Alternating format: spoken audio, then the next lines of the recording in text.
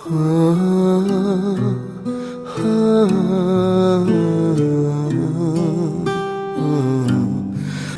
ছাড়া আজ একাই বিচ্ছেদের ৬ বছর পর এক হয়েছিলেন রাহুল প্রিয়াঙ্কা। শুধুমাত্র ছেলের কথা চিন্তা করে একসাথে থাকা শুরু করেছিলেন নতুন করে, কিন্তু নিয়তির কি পরিহাস, নিয়তি তাদেরকে আবার আলাদা করে দিল।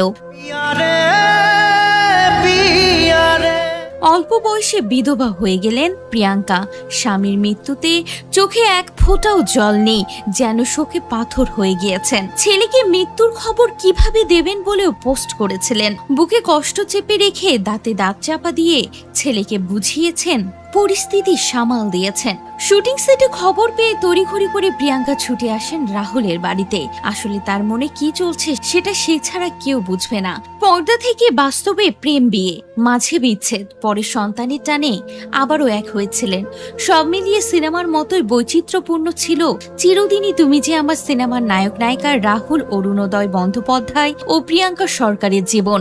অভিনেতার মৃত্যুতে ফের আলোচনায় এই জুটি। রাহুল প্রিয়াঙ্কা দুজনেরই প্রথম সিনেমা ছিল চিরদিনই তুমি যে আমার। ২০০৮ সালে মুক্তি পায় ছবিটি। তুমুল ব্যবসা করে। পাগল প্রেমিক কৃষ্ণের চরিত্রে রাহুল যেন সবটা ঢেলে দিয়েছিলেন। পর্দায় কৃষ্ণ পল্লবীর প্রেম দেখে কলকাতার দর্শক ফের টলিপাড়ার সিনেমায় বুঁদ হন।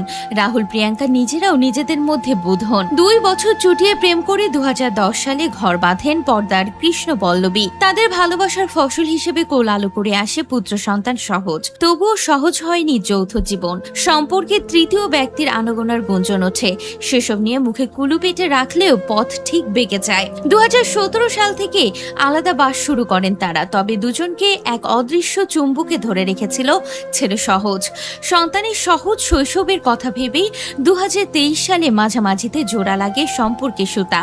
সে সময় রাহুল বলেছিলেন যে মামলাটা চলছিল অনেকদিন ধরে, প্রত্যাহার করার সিদ্ধান্ত নিয়েছে। তবে এখনো শিফট করিনি, তবে খুব শীঘ্রই থাকবো একসঙ্গে।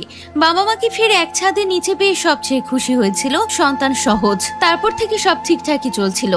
রাহুল প্রিয়াঙ্কা ব্যস্ত হয়ে পড়েন লাইট ক্যামেরা অ্যাকশনের দুনিয়ায়।